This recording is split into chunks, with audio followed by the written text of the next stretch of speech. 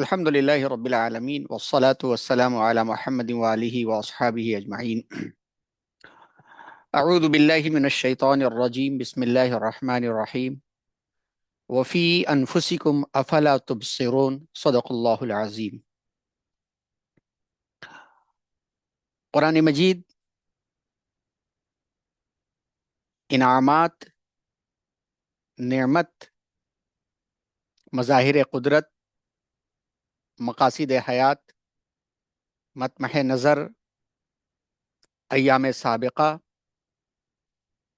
मुस्तक़बिल पुर असर और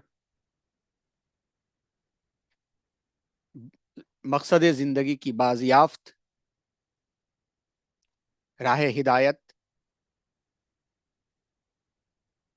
फरमान खुदाबंदी और दुनिया और जहान की अल्लाह की रजामंदी, इन सब चीज़ों का मजमुआ है। अल्लाह तबारक व तआला ने इस कायनात को बनाकर इस ज़मीन में अल्लाह ताला ने इंसान और इंसानियत को बसाया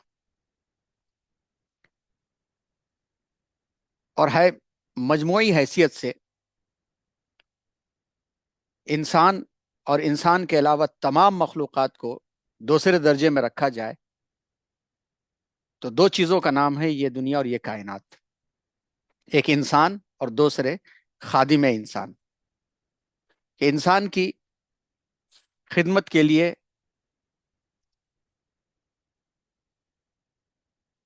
इंसान की खिदमत के लिए हर चीज़ को अल्लाह तबारक व तआला ने बना दिया और इंसान की जिम्मेदारी अल्लाह ने यह डाल दी कि अल्लाह की दी हुई नेमतों और कुदरतों की कदर करे, उसे पहचाने और जब तक इंसान उसको पहचान कर उन जराए का सही इस्तेमाल करता रहेगा, हक और इंसाफ के साथ इस्तेमाल करता रहेगा, वो नेमतें वो कुदरतें उसी के लिए मुफीद साबित होती रहेंगी। और ये इफादियत इंसान रब की बंदगी की याफ्त और सिराते मुस्तकीम पर चलने और चलाने के लिए इन नेमतों की का इस्तेमाल इंसान करे। हजारहा नेमतों में से अल्लाह तबारक व तआला की एक अजीम शान नेमत खुद जिस्म इंसानी है, जिसको कहा जाए कि मज़ाहिर कुदरत का सबसे बड़ा शाहकार है। तो इंसान की जी। इस छोटी सी दुनिया के अंदर हाँ। यह गलत ना होगा, क्योंकि इसके अंदर अल्लाह तबारक व तआला की नेमतों की, कुदरतों की वो अजीम शान निशानियां हैं कि कुरान के फरमान के मुताबिक वफ़ी अनफुसिकुम अफला तुबसिरून, कुरान के फरमान के मुताबिक अल्लाह तबारक व तआला ने मुज़गा, अलका, इज़ामा, लहमा, ये जितने भी तस्करे किए हैं, अगर इनको इंसान पहचान जाए तो उसकी ज़िंदगी सही डगर पे आके अशरफियत का ताज हासिल करने की हकदार बन जाए। कुरान मजीद की फ़हम के वास्ते अल्लाह ताला ने जिन उलूम को इंसानों के ज़मीर में और इंसानों के जिस्म में रखा है, उसकी भी तलाश करना एक दाई हक की जिम्मेदारी है और उसको जान करके, उसको पहचान करके दावत के लिए अल्लाह तबारक व तआला की बंदगी में इजाफा करने के लिए उसे इस्तेमाल करना। अल्हम्दुलिल्लाह, आज हम एक नया बाब पिछले साल की तरह इस साल पहली बार खोलने जा रहे हैं और उसका उन्वान भी है कि जिसमें इंसानी कारखाने कुदरत का अजीम मजहर। हमारे दरमियान इस वक्त तशरीफ फरमा है जनाब डॉक्टर फुजैल अयाज साहब दामद बरकातुहुम। अल्लाह तबारक व तआला ने आपके इखलास अमल, आपकी बड़ों की दुआएं और मुस्तकिल इस काम के लिए अपने आप को वक्फ करने और दावत व तबलीग से मुसलसल जुड़े रहने के सबब अल्लाह आहिस्ता आहिस्ता उलूम के दफातर आपके सामने खोलते चले जा रहे हैं। यूं तो आप मेडिकल के मैदान के हैं और मेडिकल का मैदान जब फहम और बसीरत में आता है तो वो दावत बन जाता है। आप ऑर्थोपेडिक सर्जन मैसूर का मशहूर हॉस्पिटल अल अंसार हॉस्पिटल के वन ऑफ द डायरेक्टर्स में से हैं। और हुदा पब्लिक स्कूल जो मैसूर का एक नुमाया मुमताज़ इदारा है, उस इदारे के आप सेक्रेटरी भी हैं। और इसके साथ साथ मुख्तलिफ तरह के तरबियती आपके प्रोग्राम्स होते हैं, सेशंस होते हैं। गोया तालीम के मैदान में भी आपकी एक दस्तरस है। और MFERD के हर प्लेटफॉर्म पर आपको डॉक्टर फुजैल अयाज साहब अपनी खिदमत देते हुए नजर आ जाएंगे। जामिया मिल्लत इब्राहिमी के रुकन असासी और हर मोड़ पर मुशावराना शिरकत के साथ आइंदा की पेशरफ्त और उलमा के ज़रिए जो किरदार जल्द अज जल्द इदारों में आ जाए, उसकी तरफ फिक्रमंद डॉक्टर मुश्ताक अहमद साहब दामद बरकातुहम के साथ। तो हमें खुशी है कि आपकी तमाम तर मसरूफियात के बावजूद, जिनको यकीनन कहा जा सकता है कि वाकई एक इंसान मसरूफ़ है, तमाम तर मसरूफियात के बावजूद वो वक्तन फ़वक्तन इंशाअल्लाह इस उन्वान के ऊपर क्लास लेते रहेंगे। हम आप तमाम की नुमाइंदगी करते हुए जामिया मिल्लत इब्राहिमी के इस प्लेटफॉर्म से डॉक्टर फजल अयाज साहब का इस्तकबाल करते हैं, अहलन व सहलन कहते हुए हम डॉक्टर साहब से दरख्वास्त करते हैं कि अपना सेशन शुरू फरमाएं। अस्सलाम वालेकुम रहमतुल्लाहि व बरकातुहू। वालेकुम अस्सलाम वरहमतुल्लाह। अल्हम्दुलिल्लाहि रब्बिल आलमीन। अल्लाहुम्मा सल्लि अला सय्यिदिना मुहम्मदिन व अला आलि सय्यिदिना मुहम्मदिन व बारिक वसल्लिम। रब्बि इश्रह लि सदरी व यस्सिर लि अमरी वहलुल उक़दतम मिन लिसानी यफ़क़हू क़ौली। सुब्हानका ला इल्म लना इल्ला मा 'अल्लमतना इन्नका अंतल अलीमुल हकीम। सुब्हानका ला इल्म लना इल्ला मा 'अल्लमतना इन्नका अंतल अलीमुल हकीम। सुब्हानका ला इल्म लना इल्ला मा 'अल्लमतना इन्नका अंतल अलीमुल हकीम। अल्हम्दुलिल्लाहि रब्बिल आलमीन। जज़ाकल्लाहु खैर मौलाना।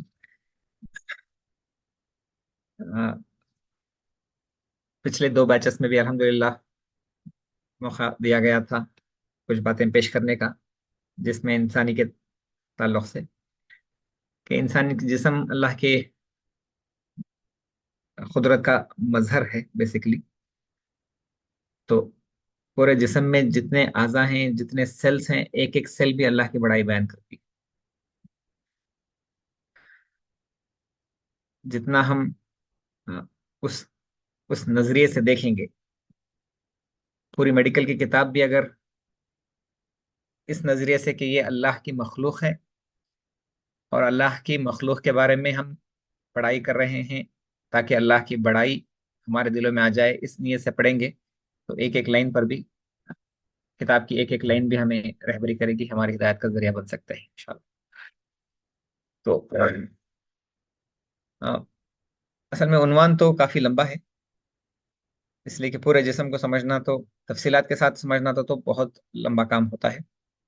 लेकिन मैं एक जिस्ट पेश करने की कोशिश करूंगा, अ, एक मुख्तसर अंदाज में पूरे जिस्म का तारुफ पेश करने की कोशिश करूंगा, जिससे हमें कम से कम एक आइडिया तो मिल जाएगा कि जिस्म के क्या क्या आज़ा हैं, क्या क्या काम करते हैं, कहाँ कहाँ मौजूद हैं, ताकि फिर हमें आगे चलकर बीमारियां वगैरह समझने के लिए भी आसानी, सेहत का ख्याल रखना भी आसान हो जाएगा इंशाल्लाह। उसमें बजाय इसके कि मैं पूरी तरह एक तरफ से लेक्चर देता रहूं, मैंने सोचा कि एक एक सिस्टम डिस्कस करने के बाद उसके ताल्लुक से अगर कोई सवालात हैं तो वो सवालात भी डिस्कस करते हुए जाएंगे, ताकि इंटरेक्शन भी बाकी रहे।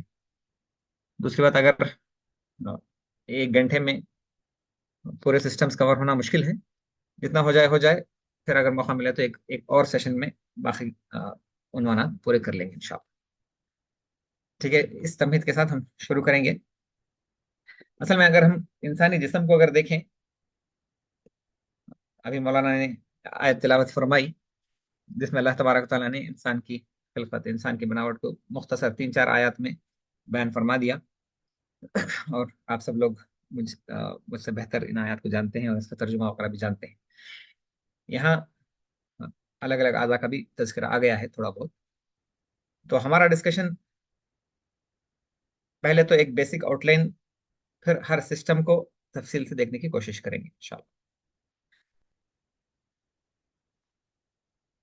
नॉर्मली हम जब पढ़ते हैं साइंस में, तो हमारे सामने जो बेसिक यूनिट ऑफ लाइफ है उसको डिफाइन किया जाता है। मतलब क्या है कि इंसानी जिस्म को अगर हिस्से कर दिया जाए, अलग अलग हिस्से, हाँ, तो सबसे छोटा पार्ट कौन सा है जिसको हम ये कह सकते हैं कि ये जिंदा है?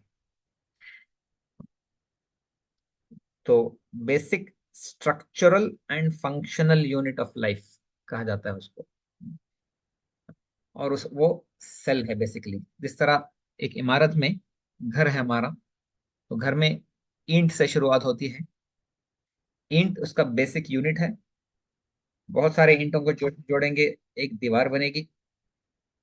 चंद दीवारें जमा कर लेंगे, एक कमरा बनेगा, जिससे एक कोई मुस्तकिल काम होता है। कोई बेडरूम बन गया, कहीं किचन बन गया, उसका काम भी डिफाइंड है उस रूम का। फिर उसके बाद बहुत सारे कमरे मिलकर घर बनता है। बिल्कुल इसी तरह की मिसाल है इंसानी जिस्म की, जिसमें सबसे बेसिक यूनिट ऑफ लाइफ वो सेल कहलाता है। बहुत सारे सेल्स जुड़ेंगे तो टिश्यू बनता है, और बहुत सारे टिश्यूज बनेंगे तो ऑर्गन्स बनते हैं। ऑर्गन्स बनने के बाद वो ऑर्गन्स जो है अलग अलग काम करने वाले होते हैं, अलग अलग जिम्मेदारियां उनकी है। जिस तरह घर का एक कमरा होता है, इस तरह का समझ लें कि एक ऑर्गन है, उसका मुस्तकिल एक अलग काम है। हाँ। फिर आगे जाकर इंसान बनता है। सेल ईंट की तरह, टिश्यू दीवार की तरह है, ऑर्गन्स कमरे की तरह है, और इंसान जो है वो घर की तरह है। अब ये जो स्ट्रक्चरल एंड फंक्शनल यूनिट कहा जाता है सेल को, सबसे छोटे पार्ट को, उसका मतलब यह है कि उससे अगर छोटा कर दें, यानी उसको अगर ब्रेक कर दें, उसको अगर तोड़ना तोड़ना चाहें, तो वो मर जाता है। यानी मर जाता है मतलब उसके अंदर की जिंदगी खत्म हो जाती है। वो लाइफ के कोई भी प्रोसेसेस नहीं बताता। मतलब किसी आदमी को हम जिंदा कब कहेंगे? किसी भी चीज को, आदमी को ही नहीं, किसी भी चीज को हम जिंदा कब कहेंगे? जब वो सांस लेता हो, जब वो खा खा पी रहा है, हाँ, और हरकत कर रहा है, ग्रो कर रहा है, और फिर उसकी डेथ भी होती है। रिप्रोडक्शन भी होता है, डेथ भी होता है। तो खाना पीना, सांस लेना, एक्सक्रीशन यानी गैर जरूरी चीजों को जिस्म से निकाल देना, बढ़ना, रिप्रोड्यूस करना, मरना, ये सारी चीजें जिंदगी के सिम्टम्स हैं। यानी किसी भी चीज को हम जिंदा कहने के लिए, लिविंग और नॉन लिविंग में डिफरेंशिएट करने के लिए ये तमाम चीजें होती हैं। तो हर हर सेल जो है जिस्म का इन तमाम क्वालिटीज को रखता है। सेल से और छोटा हिस्सा करेंगे तो वो क्वालिटीज खत्म हो जाएंगी। सेल पैदा भी होता है, ग्रो होता है, रिप्रोड्यूस होता है, और डेथ भी उसकी होती है। वो रेस्पिरेशन भी कर रहा है, मतलब सांस भी ले रहा है, और गिजा की भी उसको जरूरत होती है। सेल जैसे ही ब्रेक होगा, ये तमाम निजाम खत्म हो जाता है, वो फिर वो और बढ़ नहीं सकता। तो इसके लिए उसको बेसिक यूनिट कहा जाता है। बहरहाल, सेल, टिश्यू, ऑर्गन, और फिर इंसान। Cell, tissue, organs and organ systems, और फिर ह्यूमन बॉडी। तो हम जो हाँ, मुजाकिरा करेंगे वो सेल और टिश्यू को नहीं करेंगे, सेल और टिश्यू के बारे में, इसलिए कि उससे कोई फायदा हासिल होने वाला नहीं है। हम डायरेक्ट ऑर्गन्स को जाएंगे। ऑर्गन्स को भी नहीं, बल्कि ऑर्गन सिस्टम्स को, कि जिसम में क्या ऑर्गन सिस्टम्स, घर में क्या क्या कमरे हैं, और हर कमरे का काम क्या है। तो इस तरह का डिस्कशन होगा हमारा इंशाल्लाह, ताकि हम पूरे इंसान की बनावट को समझ सकें।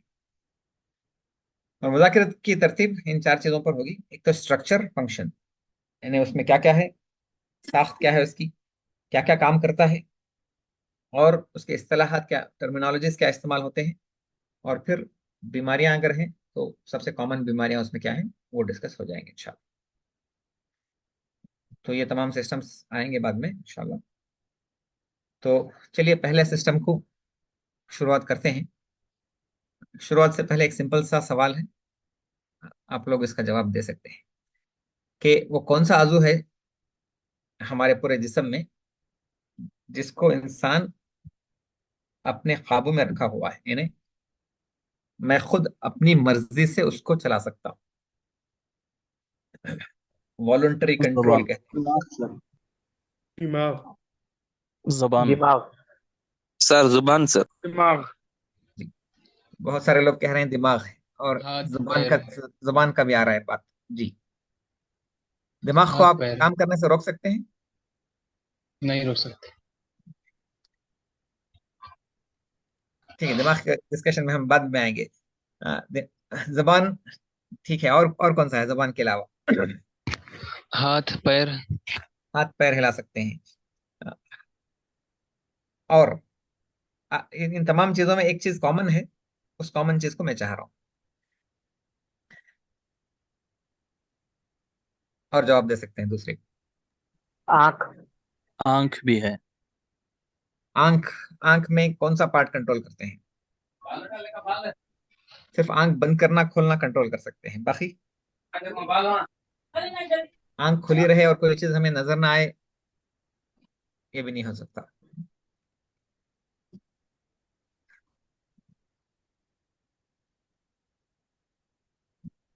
जी। असल में अगर सोच कर देखें, आप जो बता रहे हैं, मिसाल के तौर पर आपने हाथ बताया, तो हाथ में जो है बहुत सारी चीजें, हड्डी भी है, गोश्त भी है, नसें भी हैं, खून भी दौरा कर रहा है, और वेन्स भी हैं, बहुत सारी चीजें। तो उसमें से कौन सी चीज? जी, मैं ही बताता चलूंगा। अ, अगर आमने सामने का मामला होता तो और डिस्कस कर सकते थे इंशाल्लाह। असल में हमारे वॉलंटरी कंट्रोल में, यानी हमारे खुद के काबू में सिर्फ एक ही चीज होती है, वो भी पूरी तरह नहीं। वो एक चीज मजल्स है, गोश्त है, लहम जिसे हम कहते हैं। सिर्फ मजल्स ही हैं जो इंसान पूरी तरह अपने काबू में इस्तेमाल कर सकता है। जब चाहे उसको मूवमेंट में हरकत में लाएगा, और जब चाहे उसको रोक सकता है। अब जबान, किसी ने कहा जबान भी मजल ही है, किसी ने आंख कहा, आंख में जो आंख बंद करने का खोलने का निजाम है वो भी मजल ही है। हाथ, हाथ जो हरकत करता है वो भी मजल ही है। पैर जो चलते हैं वो भी मजल ही है। तो सिर्फ जहां जहां मजल्स हैं, वो भी एक पर्टिकुलर किस्म के मजल्स, तो सिर्फ वो मजल्स हमारे वॉलंटरी कंट्रोल में है। बाकी सारी चीजें जो हैं वो बगैर एहसास के काम करती रहती हैं। अब ये मजल क्या है? गोश्त। बेसिकली कोई भी मूवमेंट बॉडी का मजल्स ही से होता है। बदन में जितनी चीजें आप देख लें जो हरकत कर रही हैं, वो मजल्स की हरकत का ही नतीजा है। तो सबसे पहली बात समझने की है कि बॉडी मूवमेंट्स, बदन में जितनी चीजें हरकत करती हैं, वो मजल्स ही की वजह से। बाज चीजें, यानी बाज चीजें हरकत करती हैं, जैसा मिसाल के तौर पर आंत है या दिल है हमारा। मिसाल के तौर पर दिल भी हरकत कर रहा है, लेकिन हमारे कंट्रोल में नहीं है। दिल हरकत कर रहा है, वहां भी मजल ही है, लेकिन वो हमारे कंट्रोल से बाहर वाला मसल है। इसी तरह हमारे आंत है, इंटेस्टाइन्स हैं, वो भी हरकत कर रहे हैं, जिससे गजा मुंह हो रही है, लेकिन वहां भी मजल्स हैं, मजल्स ही हरकत करवाते हैं, लेकिन वो भी हमारे कंट्रोल में नहीं है। सिर्फ जो मजल्स बाहर के हैं, हड्डियों से जुड़े हुए हैं, वो मजल्स ही हमारे कंट्रोल में हैं। ये भी जब तक कि किसी को स्ट्रोक वगैरह ना हो जाए। बहरहाल, पहला पॉइंट जो समझने का है वो ये कि बदन में हरकत होनी है, तो वो कहीं ना कहीं उसमें मजल शामिल है। और हमारे इख्तियार में, हमारे वॉलंटरी कंट्रोल में सिर्फ मजल्स होते हैं। तो सबसे पहला सिस्टम जो हम पढ़ेंगे वो मजल्स के बारे में देखें। अब मजल, जाहिर बात है, हरकत करना है, हाथ पैर हमारे हरकत करते हैं, तो वो जो मजल है, गोश्त है, वो कहीं ना कहीं अटैच्ड होता है, और वो अटैच होता है हड्डियों से। तो हड्डी और मजल का सिस्टम जो है वो जुड़ा हुआ निजाम है। लहम और इज़ाम, जो कुरानी आयत में आया था कि, क्या आयत थी वो? कसौनुल, हाँ, ثم كسونا العظام لحمة. जी। उसका एग्जैक्ट तर्जुमा बता सकते हैं? हमने हड्डियों को गोश्त में पिरोया था, इस तरह कुछ है ना? क्या है तर्जुमा? फिर हमने हड्डियों पर गोश्त चढ़ाया. हड्डियों पर गोश्त को चढ़ाया। बिल्कुल वो निजाम हम, हाँ, पहले देखेंगे कि जिस्म में हड्डियां और हड्डियों का निजाम क्या है, उस पर गोश्त किस तरह चढ़ता है और हरकत कैसे करता है। तो मैं उसके लिए फोन से स्क्रीन शेयर करता हूँ, इसको स्टॉप करके। एक सेकंड।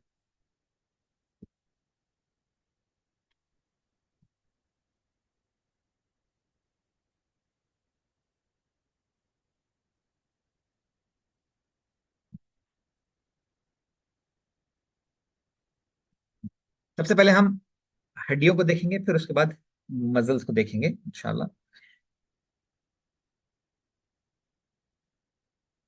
हड्डियों में सबसे पहले सर की हड्डी है। उम्मीद है कि सबको नजर आ रहा है।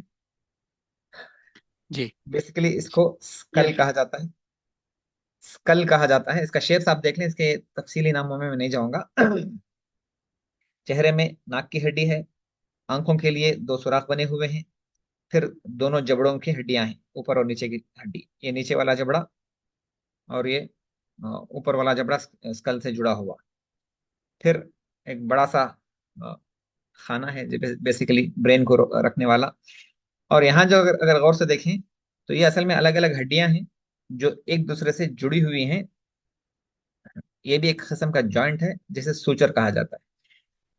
इसका इंपॉर्टेंस ये है कि जैसे जैसे सर बढ़ेगा तो यहाँ पर हड्डी बढ़ती रहेगी ब्रेन को अकोमोडेट करने के लिए। तो ये तो हो गया स्कल। नेक्स्ट हड्डी आती है हमारे सेंट्रल स्केलेटन के, यानी अब रीढ़ की हड्डी है। अगर ये इंसान को साइड से देखें, एक सेकेंड, साइड से देखेंगे तो ये आगे से देख रहे हैं हम उसको, तो जो पीछे की तरफ नजर आ रही है जिसको मैंने मार्क किया है, तो ये रीढ़ की हड्डी है। रीढ़ की हड्डी का एक एक पीस इस तरह का होता है जो एक के ऊपर एक जुड़ा हुआ होता है। तकरीबन 33 इस तरह के पीसेस मिलकर पूरी रीढ़ की हड्डी बनती है। रीढ़ की हड्डी जब बनती है तो गर्दन का हिस्सा, ये हिस्सा जो नजर आ रहा है ये गर्दन का हिस्सा है जिसमें 7 हड्डियां हैं। अजीब बात ये कि तमाम जानवरों में भी 7 ही हड्डियां होती हैं, चाहे उसकी गर्दन कितनी भी लंबी हो जाए। अक्सर जानवरों में, जिस तरह मिसाल के तौर पर ऊंट है, तो ऊंट के गर्दन में भी इस तरह की 7 ही हड्डियां होती हैं। 1 2 3 4 5 6 7। तो ये 7 हड्डियां गर्दन की, इसको कोई और ग्रिप नहीं है, कोई और हड्डी अटैच नहीं है। जो खोपड़ी हमने देखी थी, स्कल देखा था, वो डायरेक्ट ये पहली हड्डी से अटैच हो जाता है। तो ये 7 हड्डियां को कोई और ग्रिप नहीं है। तो ये गर्दन का हिस्सा, इसीलिए हम गर्दन हर तरफ हरकत कर सकते हैं।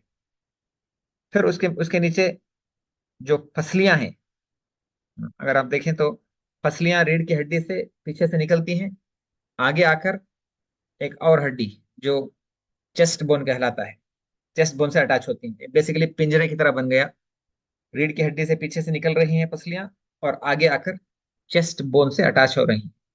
तकरीबन 12 फसलियां होती हैं। तो दरमियान की 12 हड्डियां, 12 रीढ़ रीढ़ की हड्डी के एक एक पीसेस वो फसलियों से अटैच्ड है।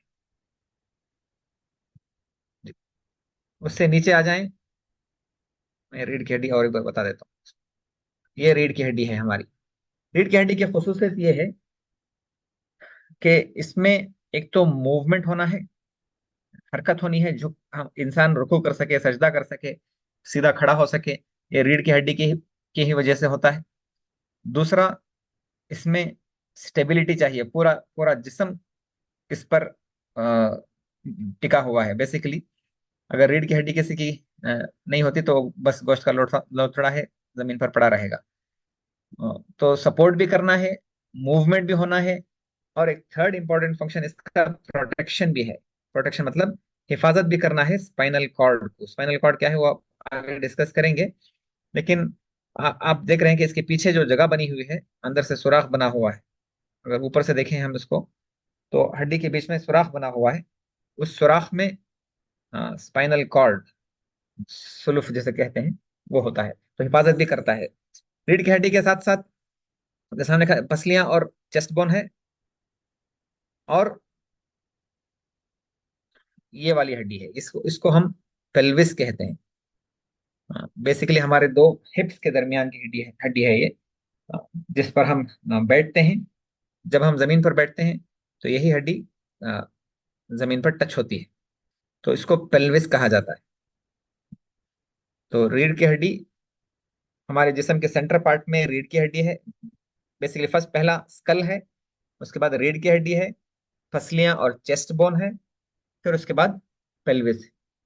तो ये तो सेंट्रल पार्ट हो गया, यानी दरमियानी हिस्सा हो गया। और अगर अपर लिम्ब, ये हमारा हाथ का हिस्सा है। यहाँ अलग अलग जॉइंट, ये ऊपर वाला जो है ये शोल्डर जॉइंट, जो बॉल की तरह है, बॉल एक सॉकेट में घूमता है हमारा शोल्डर हरकत करने के लिए। उससे थोड़ा नीचे आ जाएं, कोनी बनी हुई है, कोनी एक हुक की तरह है, ये एल्बो जॉइंट है हमारा, और ये हुक की तरह काम करता है।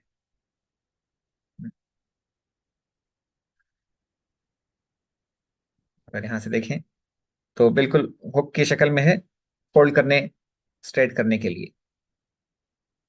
फिर हमारा हथेली, हथेली में छोटी छोटी हड्डियां, तकरीबन सिर्फ इतने में 8 छोटी छोटी हड्डियां होती हैं। उसके अलावा हमारे हाथ में तकरीबन 19 हड्डियां, 19 और 8 27 हड्डियां सिर्फ हथेली और हाथ में होती हैं। एक एक हाथ में, तो 2 हाथों में तकरीबन 54 हड्डियां हो गई। तो ये अपर लिम्ब है। इसी तरह अगर पैर में देखा जाए तो जो पेल्विस था वहां एक जॉइंट बना, ये हमारा हिप जॉइंट जो यहाँ नजर आ रहा है।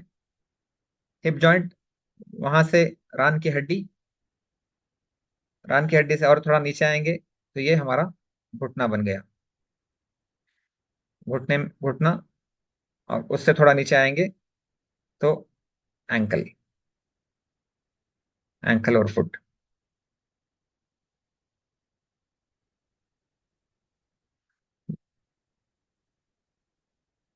ये हमारा एंकल और फुट।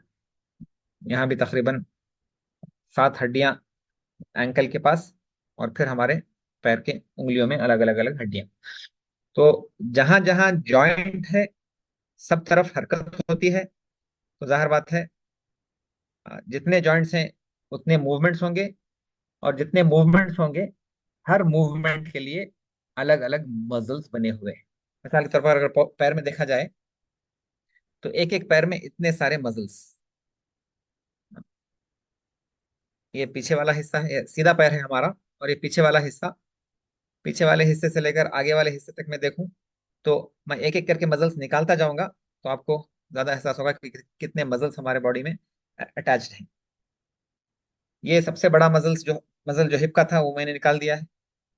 फिर उसके अंदर और एक मसल, फिर और एक मसल, फिर और एक मसल, फिर और एक मसल, फिर, तो तमाम मसल्स निकल गए। तो अब सिर्फ हड्डियां बच गई। अब हड्डियों पर गोश्त पुरोना शुरू करेंगे। हर हर मसल जो है वो अलग अलग मूवमेंट के लिए है। कोई पैर को सीधा करता है, कोई फोल्ड करता है, कोई रोटेट करता है, कोई बैठने में मदद करता है, कोई चलने में ग्रिप करता है। अलग अलग मसल्स अलग अलग फंक्शन के लिए। और ये तमाम मसल्स हमारे कंट्रोल में है। हम जो मसल्स को चाहें जिस वक्त एक्शन कर सकते हैं, और वो मूवमेंट्स हम कर सकते हैं।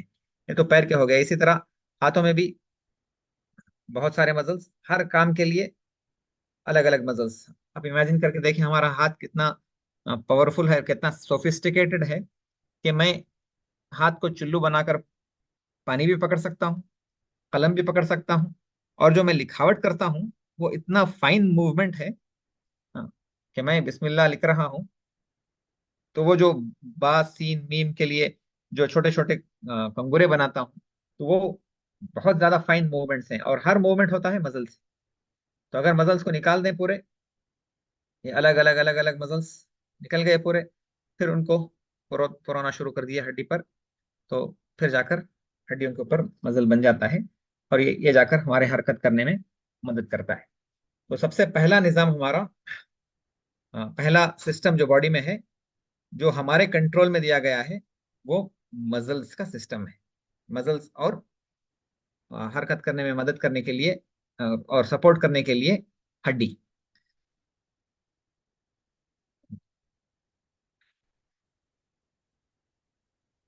तो उसको अगर हम अंग्रेजी इस्तेलाहात में देखेंगे तो we call it the musculoskeletal system.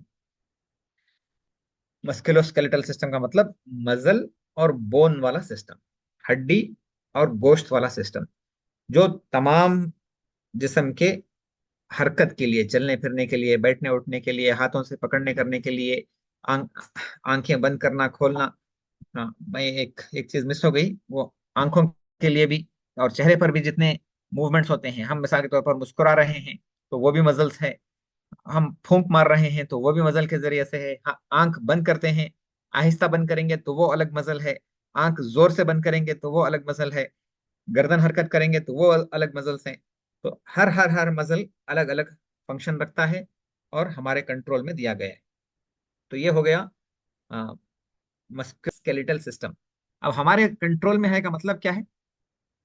हमारा जो ब्रेन है, हमारा जो भेजा है, दिमाग है, तो वो ब्रेन से इलेक्ट्रिकल इम्पल्स, एक करंट पास होता है इन मसल्स को। मिसाल के तौर पर मैं हाथ में कलम पकड़ना चाह रहा हूं, तो मुझे उंगली और अंगूठे को करीब लाना है, कलम को मजबूती से थामना है।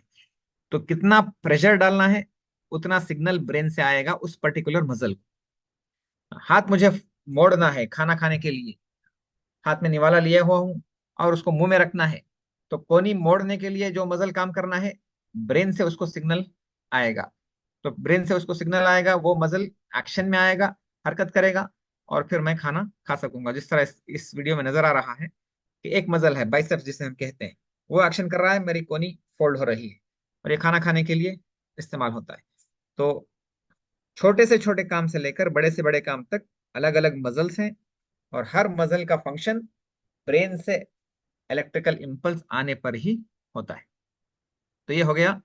और वो इलेक्ट्रिकल इम्पल्स आने के लिए नर्व्स बने हुए हैं, नसें बनी हुई हैं, नसों का डिटेल्स में बाद में आऊंगा, लेकिन आप ब्रीफ में समझ लें कि भेजे से, ब्रेन से वायरिंग हुई है, और पूरे जिस्म में जहां जहां मसल्स हैं, सर से लेकर पैर के उंगलियों तक, हर मसल को अलग नर्व पहुंचती है, अलग इलेक्ट्रिकल इम्पल्स पहुंचता है, करंट पास होता है।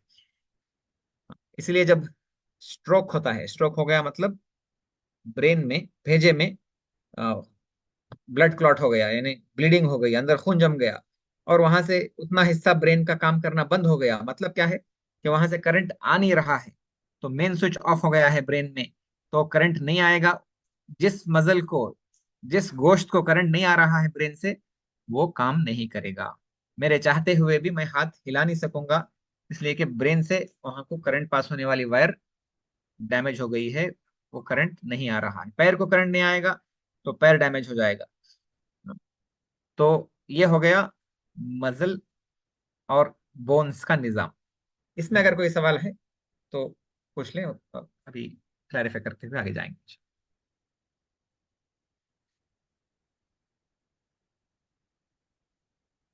सर, चेस्ट बोन कितनी बताई थी आपने?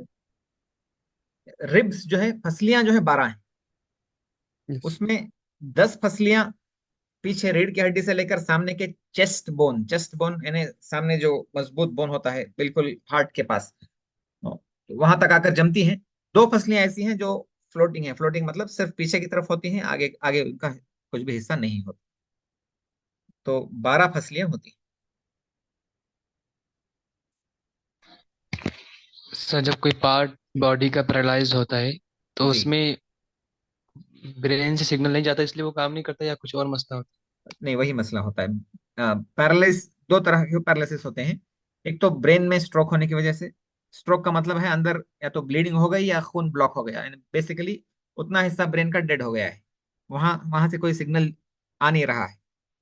तो है? जितना हिस्सा जिस्म का वहां से सिग्नल पास होने की वजह से काम करता था, वो बंद पड़ जाएगा। तो यूजुअली क्या होता है कि अगर मिसाल के तौर पर राइट ब्रेन में अ, कहीं ब्लड क्लॉट हो गया या चोट लग गई, कुछ डैमेज हो गया ब्रेन, तो लेफ्ट साइड का हाथ और पैर काम नहीं करेगा। तो ये तो हम्म। एक एक तरह का पैरालिसिस है। दूसरा, मिसाल के तौर पर कोई छत पर से गिर गया और रीढ़ की हड्डी उसकी टूट गई, हम्म। रीढ़ की हड्डी टूट गई, तो रीढ़ की हड्डी में आप इस इमेज में देख रहे हैं राइट साइड में कि ब्रेन से एक सुलूफ आती है, स्पाइनल कॉर्ड जिसे हम कहते हैं, सुलूफ जानते होंगे ना आप। मैं यहाँ यहाँ जो मार्क किया हूँ रेड में, ये स्पाइनल कॉर्ड है जो ब्रेन से आ रही है। तो वो डैमेज हो जाती है रीढ़ की हड्डी कट होने की वजह से। तो रीढ़ की हड्डी टूटने की वजह से सुलूफ अगर डैमेज हो गई, तो उससे नीचे वाला हिस्सा पैरालिसिस हो जाता है, दोनों पैर पैरालिसिस हो जाते हैं। इसलिए कि दोनों पैरों को वहां से वायरस आ रहे हैं, ब्रेन से भी आएंगे ब्रेन से निकलेंगे, सुलूफ में से पास होते हुए पैरों को आएंगे। तो सुलूफ डैमेज हो गई, स्पाइनल कॉर्ड डैमेज हो गई, तो दोनों पैर पैरालिसिस हो जाते हैं। तो ऊपर से गिरने में होता है अक्सर ही। तो ब्रेन ब्रेन में हेमरेज किसे कहते हैं सर?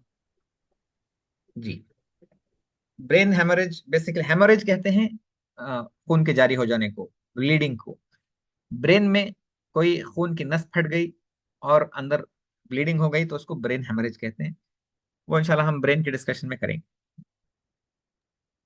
अभी मसल्स और बोन्स बेसिक आउटलाइन तो समझ में आ गया ना? उम्मीद है कि समझ में आ गया। Yes yes sir. जी जी जी सर। अल्हम्दुलिल्लाह सर जी। ये तो 12 पसलियां दोनों तो साइड की है। हाँ, 12 पसलियां आपने बताई दोनों साइड की मिला के बता। नहीं, हर तरफ 12 है। राइट में 12, लेफ्ट में 12। दोनों तरफ रीढ़ की हड्डी से निकलकर सामने की तरफ आती हैं। दोनों मिलकर, दोनों तरफ की फसलियां 12 12 मिलकर एक पिंजरा बनता है। पिंजरे की शक्ल लेती हैं ताकि अंदर के ऑर्गन्स की हिफाजत हो सके।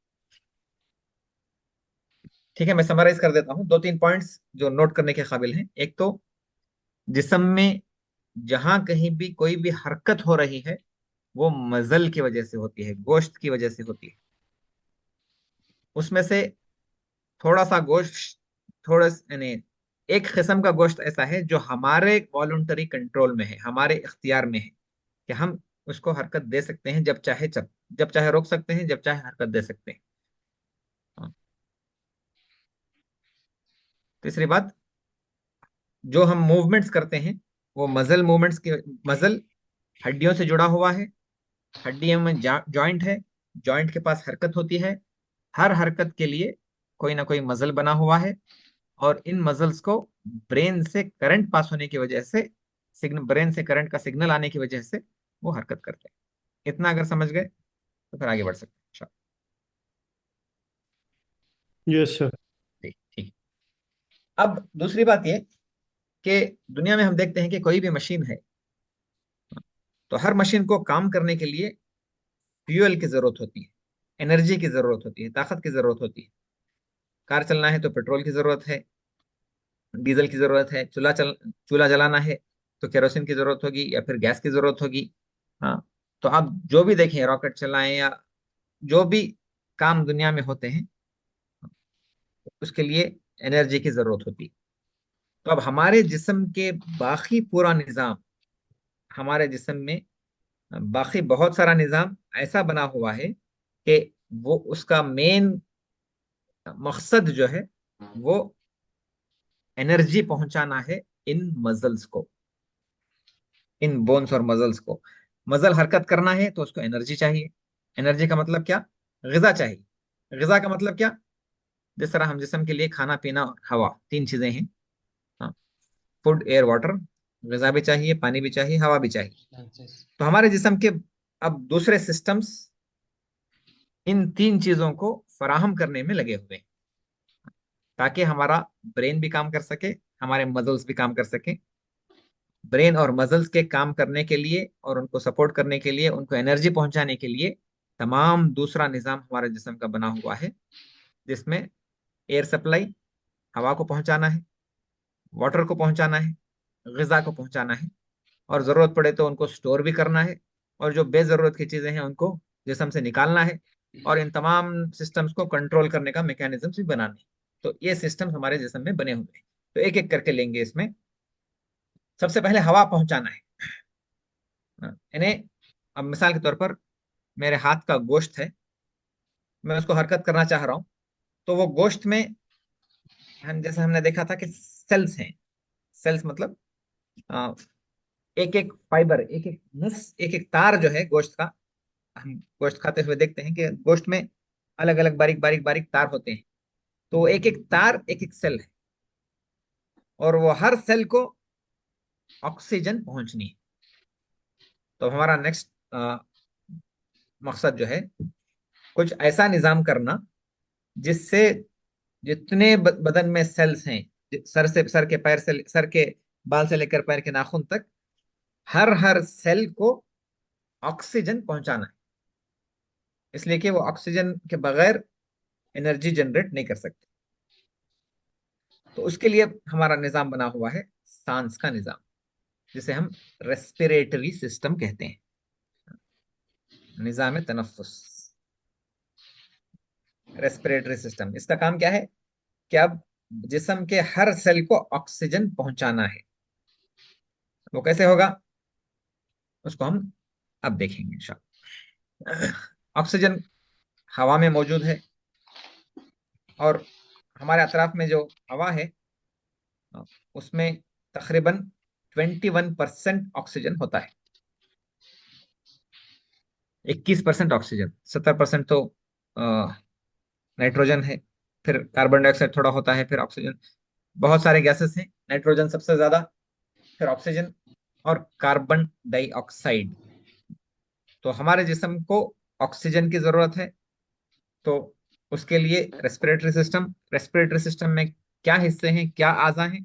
नाक से शुरू होता है निजाम। पहला पहला हिस्सा नाक का, और नाक के अंदर अगर हम ओपन करके देखें तो मैंने जो रेड में मार्क किया है वो पूरा एक्चुअली नाक के अंदर का हिस्सा है, जो ऑक्सीजन यानी हवा को अंदर लेता है।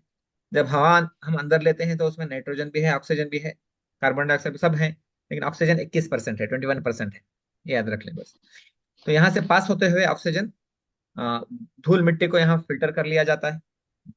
थोड़ा भी अगर धूल होगी तो नाक में फंस जाएगी, जोर से हम छींकने लगेंगे। छींकना भी हमारा एक हिफाजती निजाम है कि धूल मिट्टी अंदर ना जाए, अंदर जाने से नुकसान होगा, तो बाहर ही से उसको छींक कर निकाल दिया जाता है।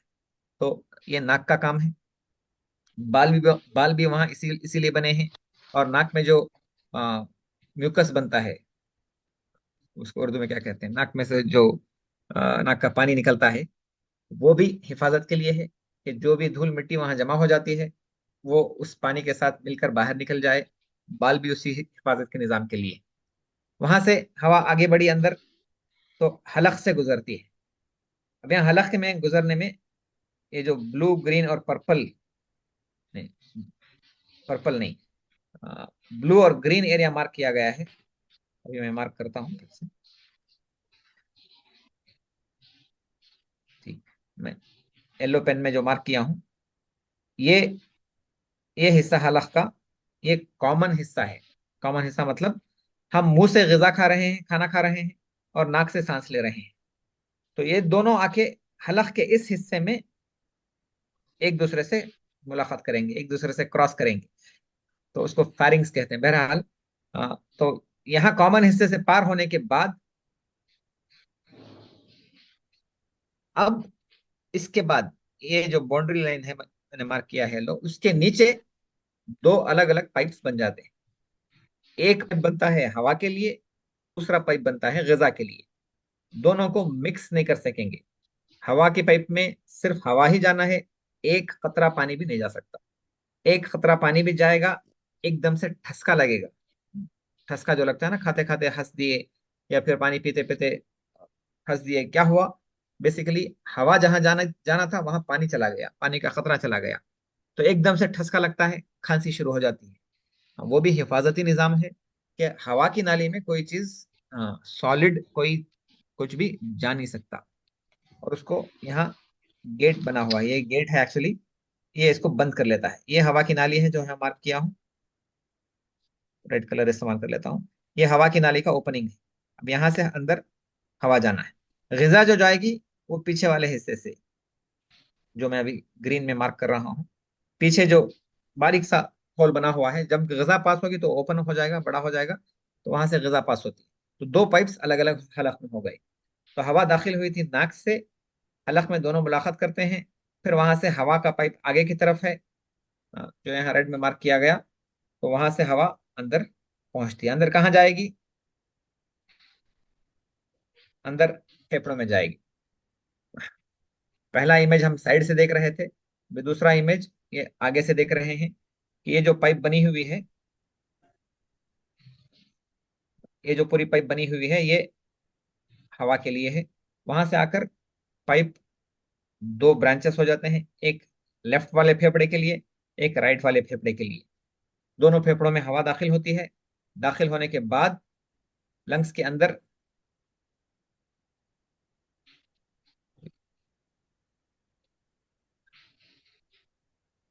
फसलियां हमने देखी थी, चेस्ट बोन हमने देखा था।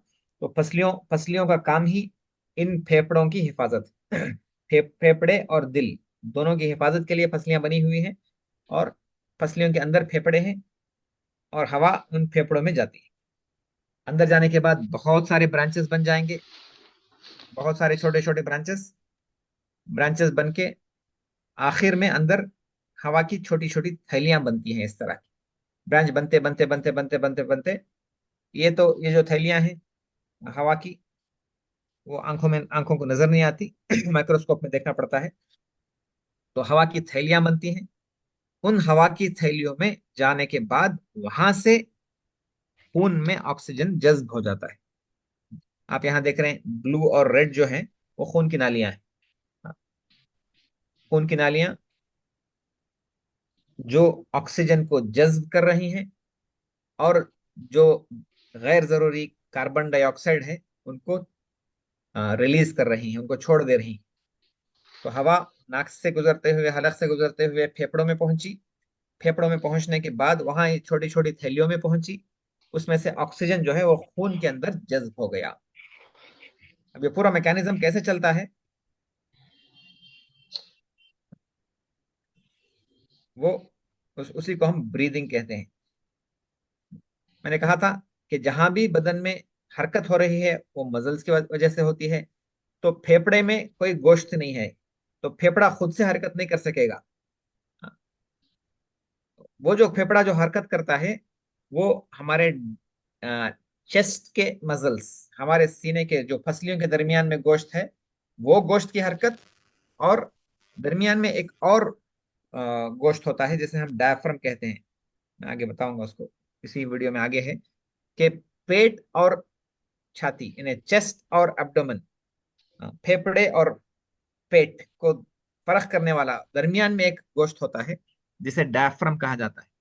तो वो डायफ्राम की हरकत और फसलियों के दरमियान जो गोश्त है वो गोश्त की हरकत, ये गोश्त की हरकत की वजह से, अब यहाँ इस इमेज में देखें, ये जो पार्ट है मैंने जो मार्क किया है, ये पूरा पार्ट डायफ्राम का है। डायफ्राम मतलब वो गोश्त है जो पेट को और फेफड़ों को अलग करता है, उसकी हरकत। और रिब्स, फसलियों के दरमियान में जो गोश्त है उनकी उसकी हरकत, इन इन दो मसल्स की हरकत की वजह से फेफड़े मूवमेंट में आते हैं, हरकत में आते हैं फेफड़े, और हवा अंदर बाहर होती है जिसे हम ब्रीदिंग कहते हैं। तो हवा अंदर बाहर हो रही है, ऑक्सीजन, ये डायफ्राम है, वो भी मसल है। ये जो मसल है इसकी खुसूसियत ये है कि ये हमारे वॉलंटरी कंट्रोल में भी है और ऑटोमेटिक भी है। मतलब क्या है कि हम जब नींद कर रहे हैं तो हमें सोचने की जरूरत नहीं पड़ती, वो ऑटोमेटिक निजाम गोश्त की हरकत का चलता रहता है जिससे सांस हमारी चलती रहती है। और बाज मर्तबा हम सांस को रोकना चाहे तो इन मसल्स को हम रोक सकते हैं, हरकत करने से रोक सकते हैं, ताकि हम सांस लिए बगैर 10 सेकेंड्स तक, हो सकता है कि 1-2 मिनट तक भी उन इन इस मसल को हरकत करने से रोक सकते हैं। वो हमारे कंट्रोल में भी है और ऑटोमेटिक भी है, दोनों चीजें हैं। ये एक मसल की खुसूसियत है। तो आगे बढ़ते हुए ऑक्सीजन अंदर पहुंची, ये जो थैलियों में पहुंची और वहां से खून में जज्ब हो गई। तो अब ऑक्सीजन पहुंची है खून में। अब चूंकि खून पूरे जिस्म में दौरा करता है, तो सर के बाल से लेकर पैर के नाखून तक जितने सेल्स हैं सब तरफ खून पहुंचता है। तो वो अपने साथ वो ऑक्सीजन को लेकर पहुंचता है, ऑक्सीजन लेकर पहुंच रहा है और हर सेल को ऑक्सीजन पहुंचा के आ रहा है। और ऑक्सीजन पहुंचाने के बाद उन सेल्स से, हर सेल से वो कार्बन डाइऑक्साइड वापस लेकर आता है। उसी खून के दौरे से वो कार्बन डाइऑक्साइड लंग्स में पहुंचते हैं, फेफड़ों में, इन हवा की थैलियों में। और वहां से फिर सांस के जरिए से बाहर कार्बन डाइऑक्साइड फेंक दी जाती है। तो ऑक्सीजन दाखिल हुई, खून में जज्ब हुई, खून के जरिए से पूरे जिस्म में ऑक्सीजन का सप्लाई हो गया। और फिर वहां से कार्बन डाइऑक्साइड निकला पूरे सेल से, पूरे जिस्म से कार्बन डाइऑक्साइड को कलेक्ट करते हुए फिर फेफड़ों में, इन इन हवा की थैलियों में खून पहुंचा। तो वो कार्बन डाइऑक्साइड को निकाल देता है, दे देता है, और नाक के जरिए से कार्बन डाइऑक्साइड बाहर हो जाती है। तो ये पूरा निजाम बन गया रेस्पिरेशन। Respiratory system. उसमें हिफाजती निज़ाम में क्या है, जैसा मैंने कहा, नाक में हिफाजती निज़ाम है, हलक में गेट बना हुआ है, और अंदर भी जहां भी कोई फॉरेन बॉडी, यानी फॉरेन बॉडी मतलब कोई भी धूल मिट्टी कुछ भी जाती है, वो अंदर फेफड़े को डैमेज करती रहती है। अब स्मोक है, सिगरेट स्मोकिंग है, तो उसमें क्या होता है कि चूंकि धुआं है वो बेसिकली, तो आदमी तो खांसता रहता है, लेकिन फिर भी धुआं अंदर पहुंच रहा है खांसने के बावजूद, इसलिए कि वो बहुत क्या है, हवा ही की तरह है बेसिकली, तो अंदर जाकर फेफड़ों को डैमेज करने लगता है। तो फेफड़ों को डैमेज करते करते करते एक एक स्टेज आता है कि वहां जो ऑक्सीजन और कार्बन डाइऑक्साइड का एक्सचेंज होना था, जो ऑक्सीजन जज्ब होना था, वो हो नहीं पाता। तो बार बार सांस लेने के बावजूद ऑक्सीजन खून में पहुंच नहीं रही है, तो जोर जोर से सांस लेना पड़ता है, बार बार लेना पड़ता है, उसी को हम दम कहते हैं, दम की बीमारी। तो दम हो गया क्यों? इसलिए कि फेफड़ों में ऑक्सीजन जज्ब हो नहीं रहा है। क्यों नहीं हो नहीं रहा है? फेफड़े डैमेज हो गए। कोरोना में क्या हुआ? कोरोना में भी बिल्कुल यही होता था कि फेफड़ों के अंदर पानी जमा हो रहा है, और उनकी ऑक्सीजन को जज्ब करने की कैपेसिटी खत्म हो गई। तो बार बार सांस ले रहे हैं, जोर जोर से सांस ले रहे हैं, तब भी ऑक्सीजन काफी नहीं होता, तो एक्स्ट्रा ऑक्सीजन देना पड़ता है उनको। ऑक्सीजन मास्क लगाया हुआ है, और ऑक्सीजन जोर जोर से दिया जा रहा है, वो भी काफी नहीं हुआ। तो पंप डाल के, हाँ, ऑक्सीजन को अंदर पंप किया जा रहा है, वो भी काफी नहीं हुआ। तो वेंटिलेटर पर डालकर ऑक्सीजन को अंदर पंप किया जा रहा है, ताकि कम से कम उनमें थोड़ा बहुत तो भी ऑक्सीजन जज्ब हो जाए, जिससे पूरे जिस्म को ऑक्सीजन मिल सके। तो ये था हमारा रेस्पिरेटरी सिस्टम। इसमें जो बीमारियां होती हैं अक्सर, और जो सिम्टम्स आते हैं, आवारिज आते हैं, छींक है, जैसा मैंने अभी कहा, धूल मिट्टी कुछ भी नाक में जाती है तो हिफाजती निज़ाम है, छींक के जरिए से निकाल देंगे। और थोड़ा अंदर जाती है तो खांसी होगी, खांसी भी फॉरेन बॉडीज को निकालने के लिए है। बलगम बनता है, तो वो भी हिफाजती के लिए है, कि कोई भी बैक्टीरिया या जरासीम जो भी अंदर पहुंचे हैं, उनको बलगम के साथ मिक्स करके वो बाहर निकालने की कोशिश करता है। फिर उससे और अंदर जरासीम पहुंच जाते हैं, तो फिर सांस की तकलीफ होना शुरू होती है, दम होना शुरू होता है, और ये पूरी बीमारियां हैं। इस्तिलाहात अगर देखें तो नोस, नाक को कहते हैं, हलक के हिस्से को थ्रोट कहते हैं, फिर जो गेट बना हुआ है, यानी जहां से आवाज बनती है, हवा के दाखिल होने की पाइप, वो लैरिंग्स, ट्रेकिया और नीचे वाली पाइप, और जो ब्रांचेस होकर अंदर फेफड़ों में पहुंचते हैं, उनको ब्रोंकाई कहते हैं, और फिर ये लंग है। ये कॉमन और आसान टर्मिनोलॉजीज है। इसके ताल्लुक से कोई सवाल हैं तो अभी फॉर डिस्कस कर लेंगे। सर, आप बता रहे हैं खांसी एक हिफाजती निज़ाम है, तो जी जब ये ज़्यादा आने लगती है तो इसकी दवा क्यों करते हैं? जब हिफाजती निज़ाम है तो फिर इसकी दवा क्यों होती जी, दवा, हम खांसी रोकने की दवा करना मुनासिब नहीं है। अलबत्ता खांसी क्यों आई है, मतलब खांसी उस वक्त होती है जब जरासीम जो है वो ट्रेकिया, अब यहाँ आप देख रहे हैं लैरिंग्स है, ट्रेकिया है, लैरिंग्स और ट्रेकिया को पार करते हुए कोई जरासीम अंदर पहुंचते हैं, ब्रोंकाई और लंग्स तक भी पहुंच जाते हैं। तो इन तीन चार मकामात पर जब जरासीम पहुंचते हैं, तब इंसान खांसने लगता है। तो हम सिर्फ खांसी रोकने की दवा दें, ये बिल्कुल मुनासिब नहीं। खांसी रोकने की दवा के साथ साथ उन जरासीम को मारने की दवा भी देना है। तो एंटीबायोटिक, जब बलगम बनने लगता है, पीला कलर का बलगम बन रहा है, बहुत ज्यादा खांसी है, साथ में बुखार भी आ रही है, उसका मतलब क्या है कि जरासीम हलक में पहुंच गए हैं, ट्रेकिया और ब्रोंकाई में पहुंच गए हैं। उन जरासीम को मारने की दवा, एंटीबायोटिक्स देना है। साथ में चूंकि बार बार खांसने से इंसान को तकलीफ होती है, उसकी खांसी को कम करने या फिर बलगम को आसानी से निकलवाने के लिए वो दवा दी जाती है। आप खांसी की दवा की बोतल पर पढ़ें तो उसमें लिखा हुआ होता है म्यूकोलाइटिक। म्यूकोलाइटिक कहते हैं बलगम को पिघलाने वाली, या ब्रोंकोडाइलेटर, मतलब हवा की नालियों को थोड़ा सा खोलने वाली, ताकि सांस लेने में और बलगम को निकालने में आसानी हो। कॉफ सप्रेसेंट बहुत कम दवाएं होती हैं, और सिर्फ कॉफ सप्रेसेंट देना बगैर किसी और इलाज के, ये मुनासिब चीज नहीं। है? जज़ाकल्लाहु खैर। शमसुल ठीक आलम है साहब। सर। जी सर, वो होता है ना एक बलगम निकालने के लिए ब्रोंकोस्कोपी, वो क्या होता है सर? जी, ब्रोंकाई, यहाँ आप देख रहे हैं ब्रोंकाई लिखा हुआ है। स्कोप कहते हैं देखने को। ब्रोंकोस्कोपी मतलब एक कैमरा डाला जा रहा है हलक में, और वो कैमरा ब्रोंकाई तक पहुंच रहा है, ये ब्रांचेस तक, जहां एक हवा की नाली जाके ब्रांच हो रही है वहां तक पहुंच रहा है।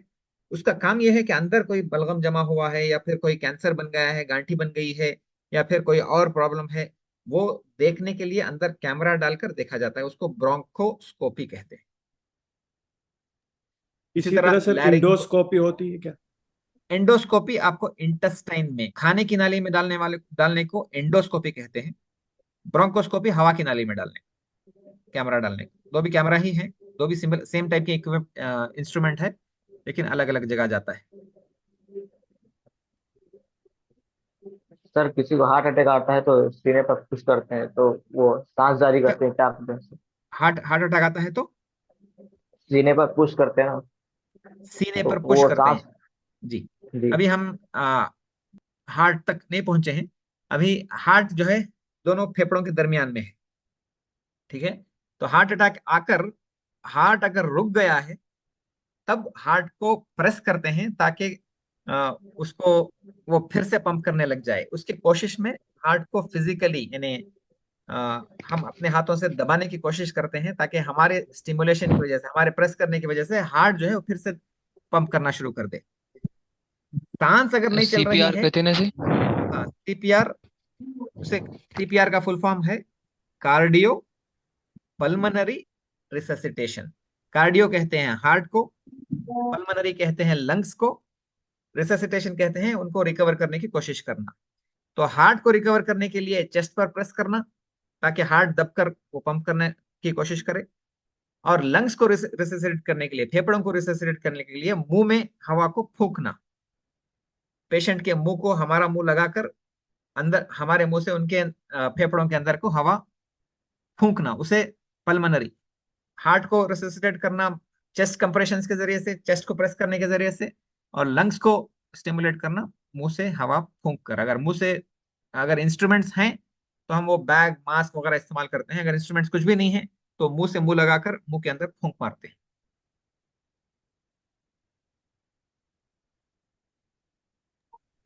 जी। और कोई है सवाल? जी अस्सलाम वालेकुम वरहमतुल्लाह सर। वालेकुम सलाम। सर ये जो स्मोक करते हैं ना, वो स्मोक करने से ये जो फेफड़ा खराब होता है या दिल खराब होता है सर? जी, असल में स्मोक करने से तकरीबन सारे आज़ा खराब होते हैं। एक तो जी जी डायरेक्ट डायरेक्ट इंजरी जो होती है वो लंग्स में है, मैक्सिमम खराब जो होता है वो लंग्स खराब होते हैं। इसलिए कि डायरेक्ट स्मोक, जी और उस स्मोक में निकोटीन होता है, वो पहुंच रहा है फेफड़े में, और फेफड़े डायरेक्ट जी डैमेज हो रहे हैं। खांसी, बलगम कंटिन्यूस उसको आता रहता है। दम की बीमारी बहुत कॉमन है, लंग कैंसर बहुत कॉमन है। जी दूसरा, वो निकोटीन ब्लड में भी जज्ब हो जाता है। ब्लड में जज्ब जी होने की वजह से जहां जहां खून की नालियां हैं, सब तरफ इफेक्ट करता है। तो हार्ट में भी खून की नालियां हैं, उसको भी वो ब्लॉक करेगा। ब्रेन में है तो उसको भी ब्लॉक करेगा, किडनीज में है तो उसको भी ब्लॉक करेगा, पैरों में है तो उसको भी ब्लॉक करेगा। तो हर तरफ खून की नसें ब्लॉक होने की वजह से प्रॉब्लम्स करता है निकोटीन, जो खून में जज्ब हो जाने की वजह से होता है। अच्छा, ये सर एयर बाईपास जो जी, हार्ट जी का जब डिस्कशन करेंगे तो हार्ट की बीमारियां जी और उसका इलाज डिस्कस करेंगे इंशाल्लाह। जी सर, जजाकल्लाह कैंसर भी खैर। इसी में होता है सर वो? हाँ तंबाकू खाने से जो कैंसर होता है ये फेफड़ों में ही होता है? जी जी, उसी फेफड़ों में, फेफड़ों से लेकर नाक तक जितना हवा का रुख है ना, नाक में हो सकता है, हलक में हो सकता है, लैरिंग्स में, ट्रेकिया में, ब्रोंकाई में, लंग में, ये पूरे रूट में कहीं भी कैंसर हो सकता है, वो सिगरेट स्मोकिंग की वजह से। सर एयर में 21% ऑक्सीजन होता है। जी और दूसरे गैसेस कौन कौन से होते हैं? जी, पिछला एक इमेज है, 70% तो नाइट्रोजन होती है। मैं पिछले इमेज पे जा रहा नाइट्रोजन। हूँ जी। इस इमेज में 78% नाइट्रोजन है, ऑक्सीजन 21% है तकरीबन। तो ये दोनों मिलाकर ही 99% हो गया आप। तो 99% नाइट्रोजन और ऑक्सीजन में हो गया पूरा, और बाकी तमाम गैसेस वो 1% में आ जाती।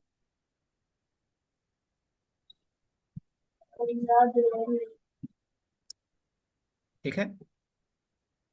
ओके तो सर। मेरे पास वक्त कितना है? आज अभी तो 15 15 मिनट हैं। जी, तो एक और सिस्टम देख लेंगे इसी से जुड़ा हुआ इंशाल्लाह। जी सर। ठीक है, तो हमने जी। अभी डिस्कस किया कि ऑक्सीजन को पूरे जिस्म के हर सेल को पहुंचाने का निजाम रेस्पिरेटरी सिस्टम का निजाम। अब इससे जुड़ा हुआ निजाम जो है वो हार्ट का निजाम है, यानी हार्ट के निजाम बाद में आएंगे। ये तो ऑक्सीजन पहुंच गई, हमने तीन चीजें देखी थी, ग़िज़ा पहुंचना है, पानी पहुंचना है, हवा पहुंचना है। हवा तो हवा के लिए जो निजाम बना हुआ है वो हमने देख लिया। अब ग़िज़ा के लिए क्या निजाम बना है, ग़िज़ा और पानी के लिए, वो हमारा डाइजेस्टिव सिस्टम है। डाइजेस्टिव सिस्टम मतलब निजाम इंहिजाम। बेसिकली ग़िज़ा हम जो भी खाते हैं, ग़िज़ा क्यों खा रहे हैं, उससे एनर्जी बनाना मकसद है। अब वो एनर्जी कहाँ इस्तेमाल होगी, पूरे जिस्म के फंक्शंस के लिए इस्तेमाल होगी, खुसूसन मसल्स, ब्रेन और मसल्स के लिए। खाना खाना नहीं खाऊंगा तो सबसे पहले जो चीज होगी, कमजोरी आना शुरू हो जाएगी। कमजोरी का मतलब क्या है, चलने फिरने से आदमी थक जाएगा और सोचना भी उसके लिए मुश्किल हो जाएगा, भूखा रहेगा तो 2 3 दिन। तो क्यों, इसलिए कि मसल्स की हरकत के लिए ताकत की जरूरत है, एनर्जी की जरूरत है, और एनर्जी खाने के निजाम से बनती है। तो जो भी हम ग़िज़ा खा रहे हैं, अब उसको एनर्जी बनना है, एक बात। दूसरा, अगर ज्यादा खाएंगे तो वो एक्स्ट्रा जो खा रहे हैं उसको स्टोर करना है। और तीसरा, जो गैर जरूरी चीजें हैं उनको जिस्म से निकालना है। ये पूरा मिला के डाइजेस्टिव सिस्टम।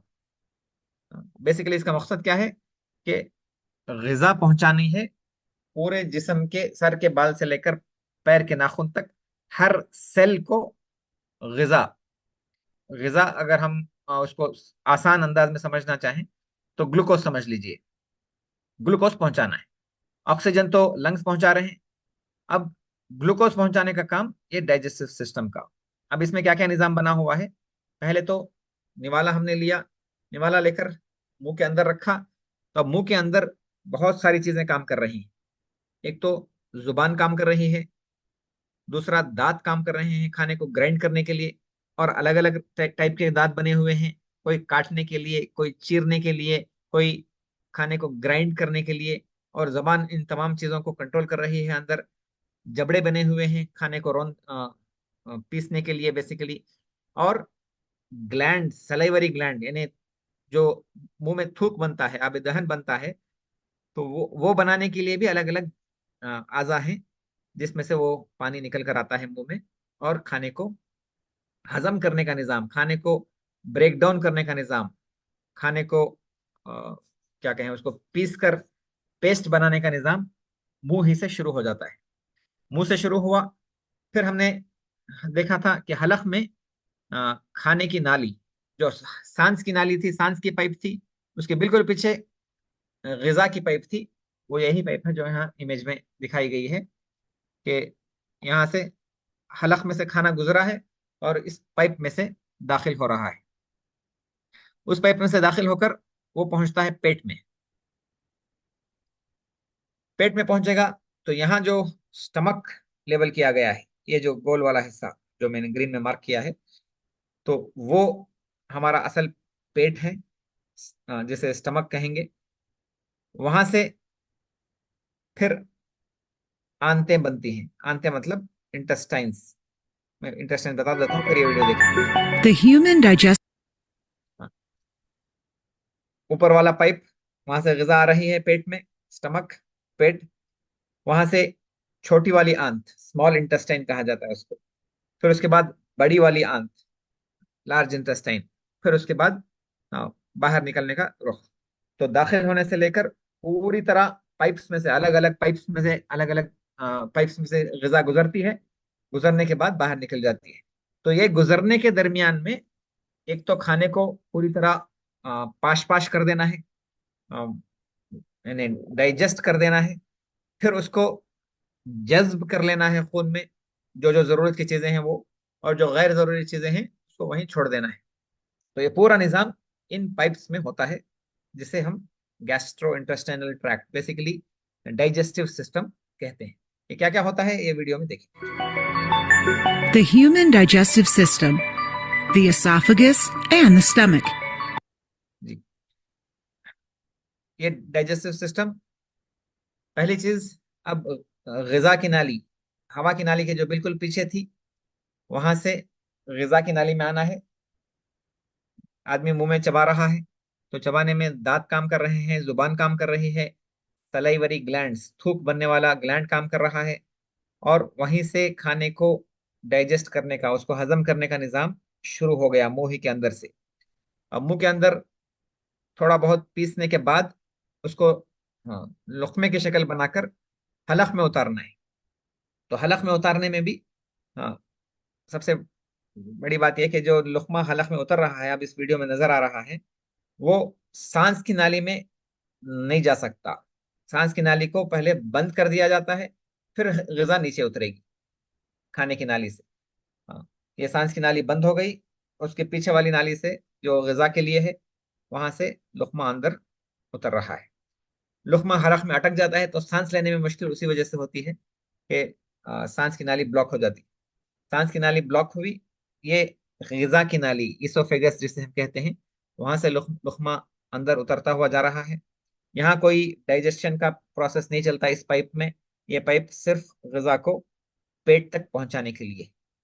अब पेट में ग़िज़ा पहुंची, उससे पहले, जैसा मैंने पहले भी कहा, कि यहाँ पाइप में से ग़िज़ा मूव होती रहे, हरकत में रहे, तो जाहिर बात है किसी ना किसी को उसको भेजना पड़ता है। हाँ, तो चूंकि मूवमेंट इन्वॉल्व है, तो मतलब क्या है कि मजल काम कर रहा है। और मजल का है, वो पाइप में पूरी तरह मजल सी से बनी हुई है पाइप, वो हरकत करती है। जिस तरह दूध निथारने के लिए जो मूवमेंट्स होते हैं, बिल्कुल इसी तरह ग़िज़ा को नीचे उतारने के लिए मजल के मूवमेंट्स होते हैं। और ग़िज़ा पेट में पहुंची। अभी ग़िज़ा पेट में पहुंचेगी तो पेट में एसिड है, और सिर्फ एसिड नहीं है, बल्कि बहुत सारे चीजें हैं, जिसे एंजाइम्स हम कहते हैं। बहुत सारे एंजाइम्स जो पूरी तरह ग़िज़ा को, अलग अलग ग़िज़ा को, अब ग़िज़ा का मतलब, मिसाल के तौर पर मैं बिरयानी खाता हूँ, तो बिरयानी में चावल भी है, गोश्त भी है, तेल भी है, और आलू भी है, और प्याज भी है, अदरक भी है, लहसुन, बहुत सारी चीजें हैं। उसको अगर कंपोनेंट्स ऑफ फूड में हम देखें, तो carbohydrates, proteins, vitamin, fibre, water, बहुत सारी ये चीजें हैं। तो अब इन तमाम चीजों को, हर चीज के लिए अलग एंजाइम बना हुआ है। कार्बोहाइड्रेट डाइजेस्ट करना है, अलग एंजाइम है। प्रोटीन डाइजेस्ट करना है, वो अलग एंजाइम है।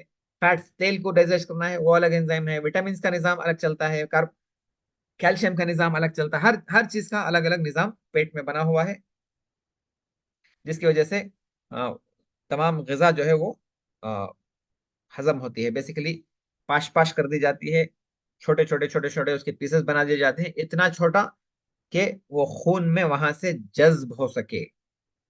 पेट में तो सिर्फ हाजिमे का काम चलता है।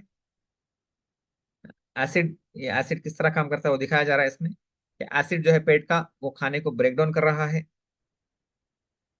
और पाश पाश कर रहा है। पाश पाश करने के बाद वहां से पास होके वो इंटेस्टाइन में निकलता है।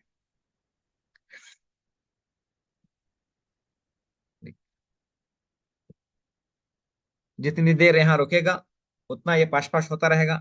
बहुत ज्यादा खा लिए तो उसी के लिए पेट में दर्द भी होने लगता है, वापस डकारें भी आने लगती हैं।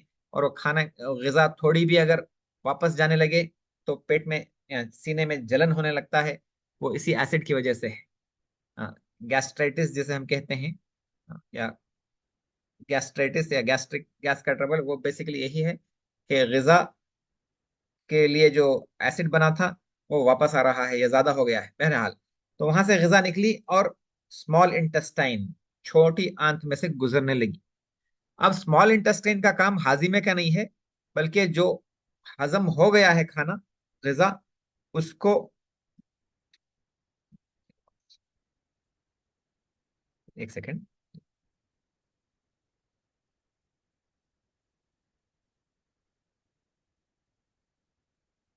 अब स्मॉल इंटेस्टाइन का काम, जो ग़िज़ा वहां ऑलरेडी पहुंच गई है, उसको डाइजेस्ट होके पहुंची है, तो उसको जज्ब करने का निजाम है। तो इसीलिए इतनी लंबी आंत बनी हुई है, छोटी स्मॉल इंटेस्टाइन कई मीटर लंबी होती है। इसलिए कि पूरा ग़िज़ा उसमें से गुजरने तक मुस्तकिल उसमें से जज्ब हो रहा है ग़िज़ा। जज्ब कहाँ पर होगा? खून में होगा। तो खून की नालियां वहां बनी हुई हैं जो ग़िज़ा को जज्ब करती हैं, और जज्ब करके अब चूंकि खून में आ गया, ग़िज़ा आ गई, तो पूरे जिस्म में खून दौरा करता है, तो ग़िज़ा को लेकर दौरा करता है। तो खून पहले तो लंग्स में पहुंचा था, तो वहां से ऑक्सीजन लेकर दौरा कर रहा था, और यहाँ आंतों की तरफ खून पहुंचा है, तो वो खून लेकर ग़िज़ा को लेकर पूरे जिस्म में दौरा कर रहा है। और फिर वहां से लार्ज इंटेस्टाइन, बड़ी बड़ी वाली आंत में ग़िज़ा जाएगी, तो वहाँ वाटर मैनेजमेंट का निज़ाम चलता है कि पानी जितना जरूरी है उतना रोक लेगा, जितना जरूरी नहीं है वो पूरा निकल जाएगा। बहरहाल वहां से निकलते हुए इजेशन, यानी इसको एक्सक्रीशन नहीं कहेंगे, इजेशन मतलब जो अ, पैखाने के रुख से जो निकलता है वो अनडाइजेस्टेड, यानी जो एक्सेस था, जिसकी जरूरत नहीं थी, या जो हाजिमा नहीं कर सके थे, या इस तरह की चीजें जिसका जो गैर जरूरी है, वो पूरी वहां से बाहर निकल जाती है।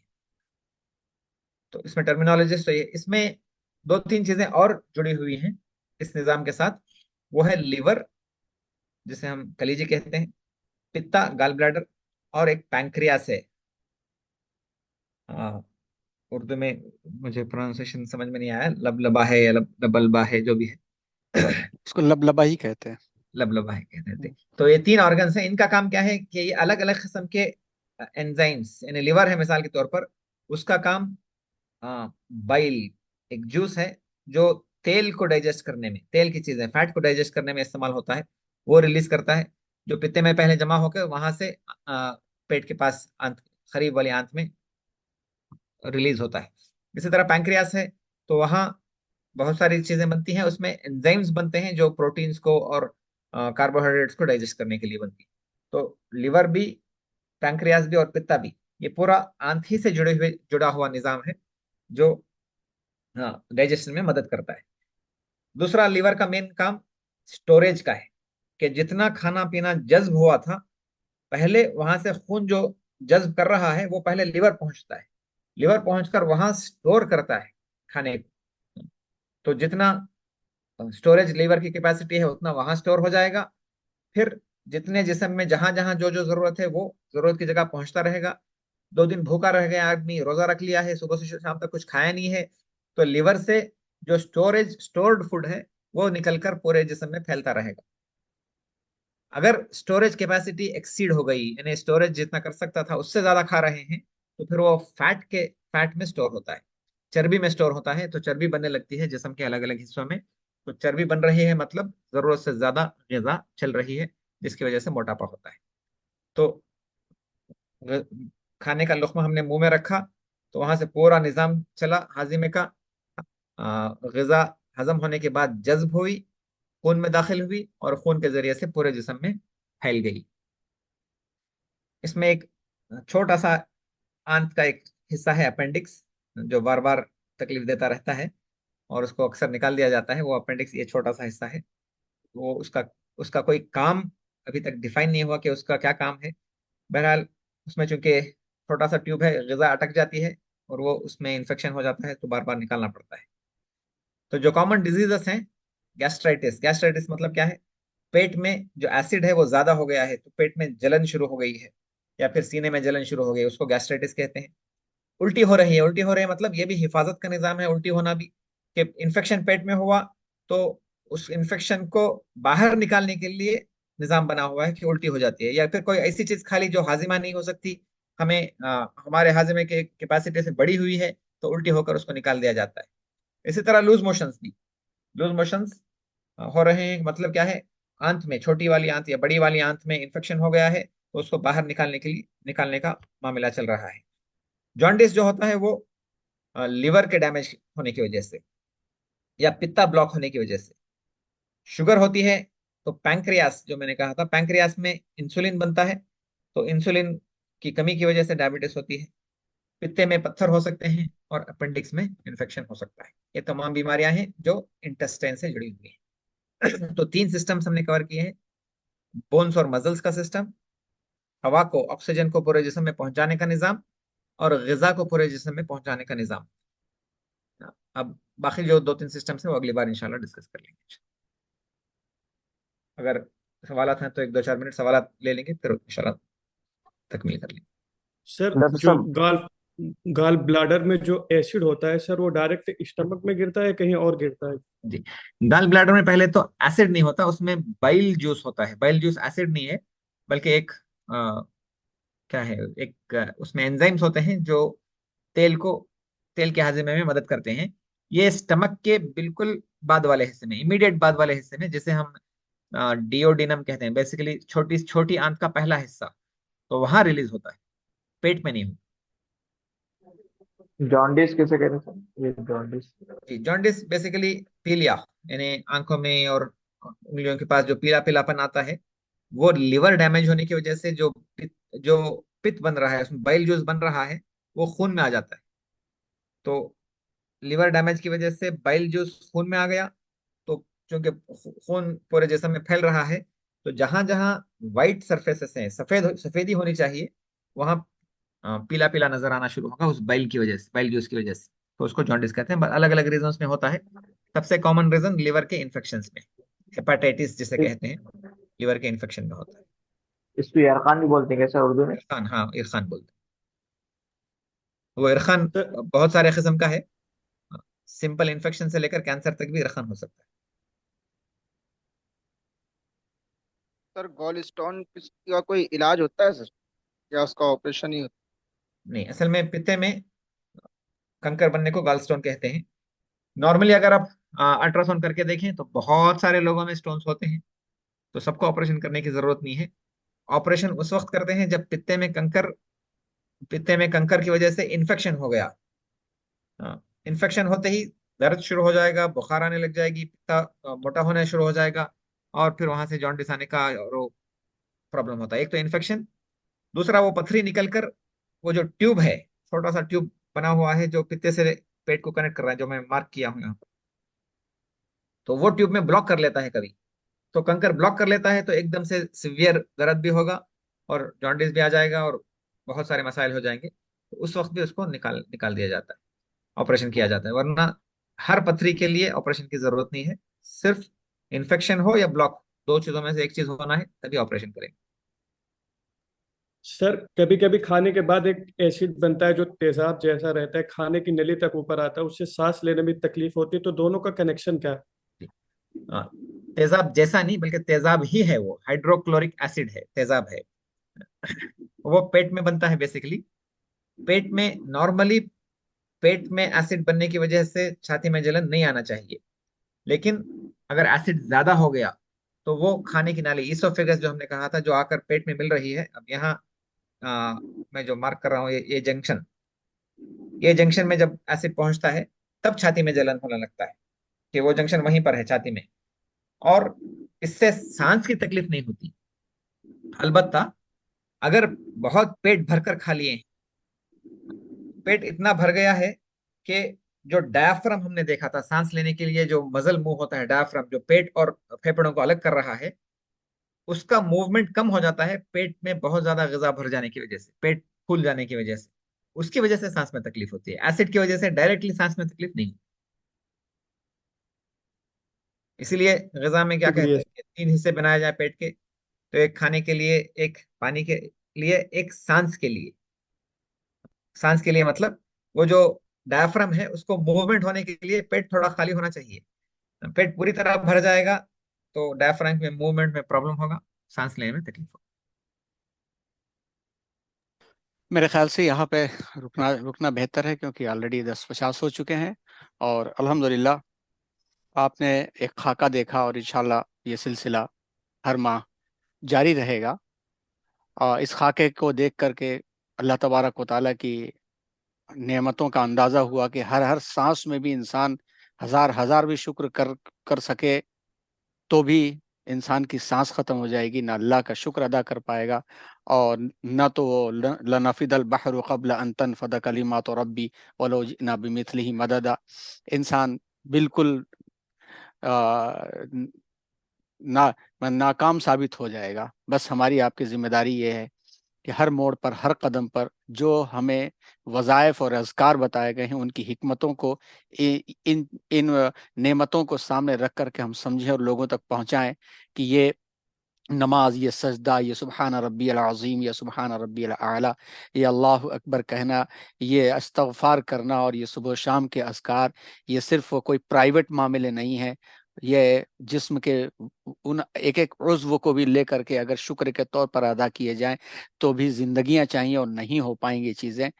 और कोई भी इंसान माई लाइफ माई चॉइस के तहत पुरफरेब नारे देने वाले हो या कोई भी हो, वो लम्हे भर के लिए अपने जिस्म के मामूलात के ऊपर भी वो हावी नहीं हो सकता। सब कुछ अल्लाह का दिया है, अल्लाह का है। तो एक छोटी सी झलक थी, हमें उम्मीद है कि इंशाल्लाह इसको आप अच्छी तरह जहन नशीन कर लेंगे। बतौर एहतियात हमने रिकॉर्ड भी कर लिया है और मुनासिब है पूरी रिकॉर्डिंग, और उसको अपलोड भी किया जा सकता है ताकि आप इससे भरपूर इस्तेफादा करें और अपने खुतबात में, अपने तरबिया में इसका इस्तेमाल करते हुए अल्लाह की नेमतों का तस्करा करें, बजाय इसके कि ये कोशिश ना करें कि इतने ही पढ़ने के बाद अपने आप को मास्टर समझ करके इसका दर्स देने लगें। बल्कि हमारी और आपकी जिम्मेदारी है कि अल्लाह के दीन को और अल्लाह के पसंदीदा दीन को लोगों तक हिकमतों के साथ पहुंचाने के लिए इसका इस्तेमाल करें। इंशाअल्लाह मज़ीद क्लासेस जारी रहेंगी। हम बहुत ही ममनून और मशकूर हैं जनाब डॉक्टर फजल अयाज साहब के, कि जिन्होंने अपना कीमती वक्त निकाल करके उलमा के लिए क्लास शुरू किया। और इंशाअल्लाह अल्लाह तबारक व तआला से हम दुआ करते हैं कि हर माह ऐसी नशिस्तें हम सबकी होती रहें ताकि उम्मत के बड़े तबके तक बात पहुँचाने वालों के जहन व दिमाग में ये चीज़ें आएँ। क्लास यहीं पे मुकम्मल की जाती है। सुबहान अल्लाह व बिहम्दी, सुबहानक अल्लाहुम्मा बिहम्दिका, नशहदु अल्ला इलाहा इल्ला अंता, नस्तगफिरुका व नतूबु इलैक। सुबहान रब्बिका रब्बिल इज्जति अम्मा यसिफून व सलामुन अलल मुरसलीन वल्हम्दुलिल्लाहि रब्बिल आलमीन।